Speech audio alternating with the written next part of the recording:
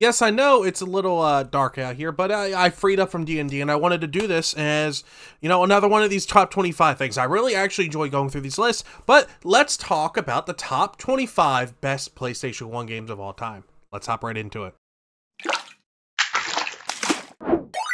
PlayStation 1 has been in my life ever since I was young. It was one of the consoles that me and my father spent a lot of time growing up on, playing with each other. Played a lot of things like Crash Bandicoot. I played Gran Turismo, all that stuff. But I'm curious because IGN's actually been knocking it out of the park pretty much with these lists. So let's just hop right into it and see what they put as the top 25 games. So as you see here, we can already see some of the games that are in there, like Final Fantasy, Crash Bandicoot, Ape Escape, Castlevania, and Gran Turismo, which kind of gives me hope because they actually put some very notable ones. One I didn't really think I would see on here is Castlevania Symphony of the Night. Even though they put them on the other ones, there's a lot of good PlayStation 1 games in there. But Final Fantasy 7 in there, that's when I wanted to see. Crash Bandicoot's in there. Same for Gran Turismo. So, I mean, those were like my top picks. So I'm really curious on what we're going to find. So let's just get right into it. They're talking about best ever. Parappa the Rapper. I honestly forgot they came out on the PS1. Very good rhythm game. I really enjoyed it. Very funny. I'm kind of surprised at the bottom, but at least they made it. Oh no, they have these. We'll get to that eventually. Oddworld. Oddworld is such a good, unique, funny like side thing. I really enjoyed the newer ones. It's very good. Munch's Odyssey is like my favorite one. The Munch one. But I'm glad that Oddworld's on here. Crash Bandicoot 3 is ranked lower than 2. That's interesting. Crash Bandicoot's on here, and they have Spider-Man, PS1 Spider-Man on here. Very good. They're realizing they have Mega Man Legends on here too. I'm surprised. Mega Man Legends kind of went under for a lot of people. Not a lot of people really enjoyed it. Not a lot of people played it. I really enjoyed it.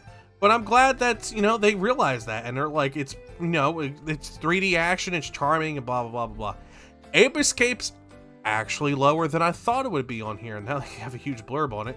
Ape Escape is one of those, I want to say, cult titles. I mean, they had stuff on each system almost. I don't know if it came out on PS4 or not. Very good. I'm glad. I mean, I'm glad they have Ape Escape on here. It's one of those classics that people really need to play. It's kind of one of those things that got shoved under the rug after the PS3 era. I really think that people should play. It came out in the Vita and some other things in PSP. If you get a chance, please go pick up Ape Escape. It's worth it. It's fun, mindless. Good time. Good time. Very good time. Crash Team Racing, not the Nitro Field one, not the redone one, but the older one.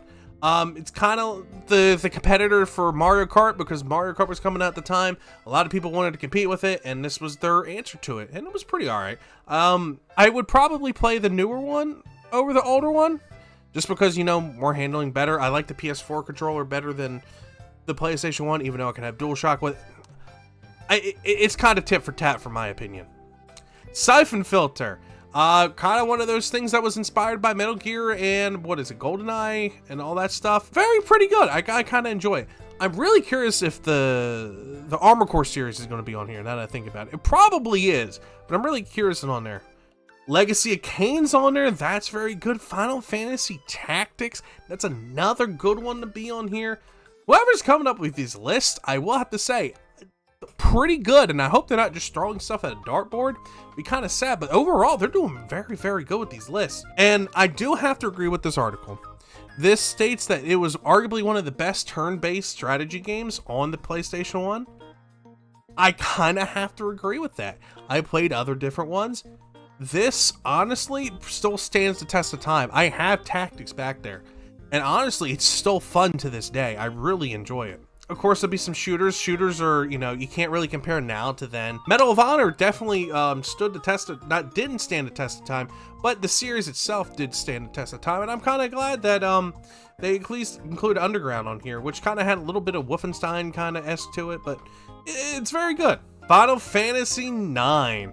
One of the last ones on the PlayStation 1, right before 10 and 10-2, which everyone knows is a very big cult classic, but a lot of people tend to forget about Final Fantasy 9 with, Vivi, you got Zane, you got Steiner, you got some very memorable people in this, and it was the nice way to set the stage for the next era. It was a very beautiful stage, and it did very well. And a lot of people tend to forget, Silent Hill actually was on the PlayStation 1. Silent Hill is a good horror game. I recommend it. That's it. It's foreboding. It's the foreboding atmosphere really sets the tone. It's very good. They did very well for basically to help set up the next years to build a cult classic. Essentially, a lot of people love Silent Hill. They set the bar high. The games are still expensive, or way more expensive when they came out.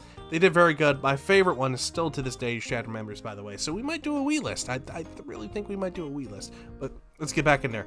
Spyro, Ripto's Rage. That's good. I guess, I don't know if they put the other one up there, but I'm assuming they put Spyro 2 higher than the original Spyro. I get it. Ripto's Rage basically built off the original and made it better. So I really liked and it was based around the seasonal hubs and stuff. Spyro 2 Ripto's Rage was very fun, and it's still one of the most iconic ones.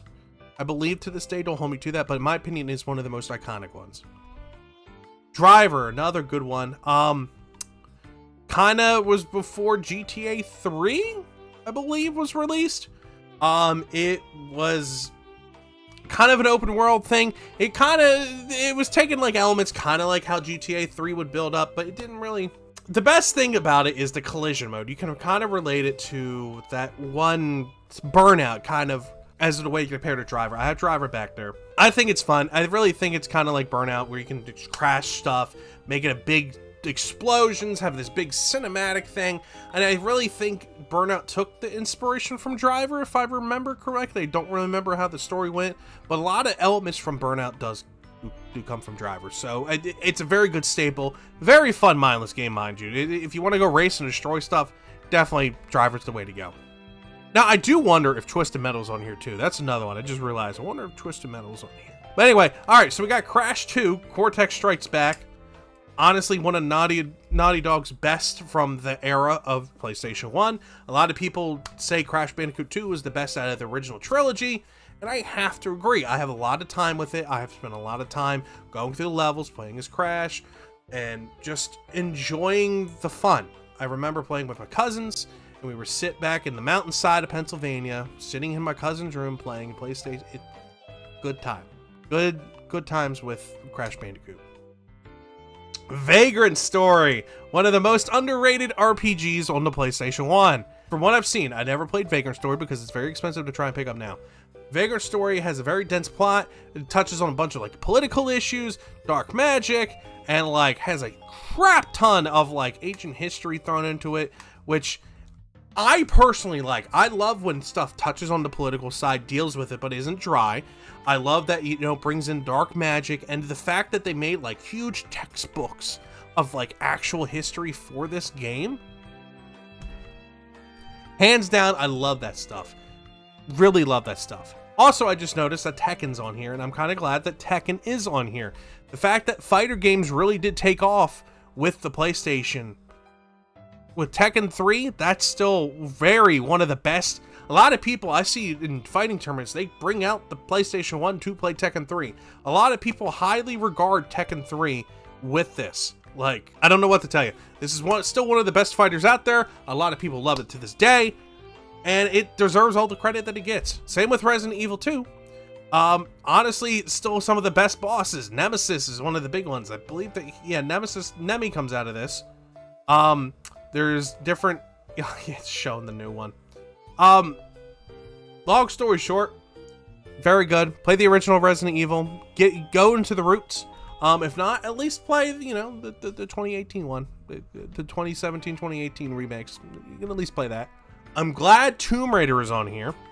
There was a whole slew of games for Lara Croft Tomb Raider on the PlayStation 1, and I think they just put them all together in this. Let me read this real quick. So this is talking about the original one. There was a whole slew of Tomb Raider games on the PlayStation 1, but they're talking specifically about the original Tomb Raider. And I remember going to my uncle's house and my cousin playing Tomb Raider and Frogger, the 3D Frogger. I don't remember the name, but I specifically remember playing the original Tomb Raider. And I was one of the first times I actually got to play Tomb Raider myself. Very good fond memories. I have the original Tomb Raider back there. It's good. You'll understand. Once you play, you'll understand why. There's the story for it, the whole plot, everything's good. Also, Tony Hawk, skateboarding game, one of the best ones, best genre out there for skateboarding games. Besides Skate, which, you know, that's funny because you can do Ragdoll and stuff. But Tony Hawk is the best skateboarding game series of all time. You can fight me on it. I don't care. It is the best. And they put Tony Hawk Pro Skater 2 up here. Gran Turismo. Now we're finding where those picks are. Gran Turismo 2. Best driving game out there, especially for the PlayStation 1. I have it over there. They have like 650 cars in there. They have like the best up to that point in 1999. Like overall, Gran Turismo 2 was such a fun game. A lot of people didn't understand the scope. It was unprecedented at the time. Blew people out of the water. It did such a good job. And that's why Gran Turismo is still one of the best series there is out there, because they grab everything they can, turning into the game, and you can drive them. What more do you want? But let's go and talk about Castlevania Symphony of the Night. Symphony of the Night is one of the most beautiful games on the PlayStation 1. They did very good with their old looking 2D style on there. I really recommend you grabbing it and playing it. If you have it, at least get the ROM. That's the best way to put it. Everyone knows Castlevania. It's side-scrolling action stuff, but Symphony of the Night, I don't know what it did, but it did something different that really hit home. I think it might have been the soundtrack. The soundtrack was beautiful. They did such good scores. Konami knocked it out of the park with the gameplay and the music. I don't have words for it. Symphony of the Night was such one of the best Castlevanias, in my opinion. I highly recommend you go play it. At least get the ROM. At least get the ROM. Play it on the computer at least. Final Fantasy VII. Oh well, Metal Gear's not number one, but we'll cover that. Final Fantasy VII is renowned as one of the best Final Fantasy of all time. A lot of people still say that to this day because the story. It had a big launch with the original PlayStation in '97.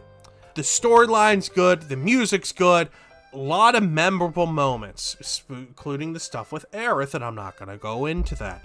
But for the Final Fantasy VII, or Final Fantasy series, this was such a big breakthrough for the series, I believe, that brought a lot of attention to it.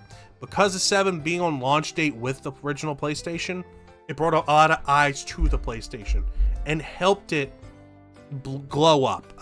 That's the word I'm going to put, glow up and get better. Play Final Fantasy VII, the original one, and, you know, play the remake. I still need to sit down and play the remake, but play the original. And then we're ending with Metal Gear Solid, which Snake comes from this. I mean, there's a lot of things that, you know, from Patriots Game to Phantom Pain to everything in between. The Metal Gear series has been one of the world's most renowned spy infiltration series, I guess I would put that. It's a lot of like sneaking around. They like have very memorable moments breaking the fourth wall. They basically challenge the idea of traditional video game heroes with the idea of Snake himself. And to this day, a lot of people still agree the original Metal Gear Solid holds up.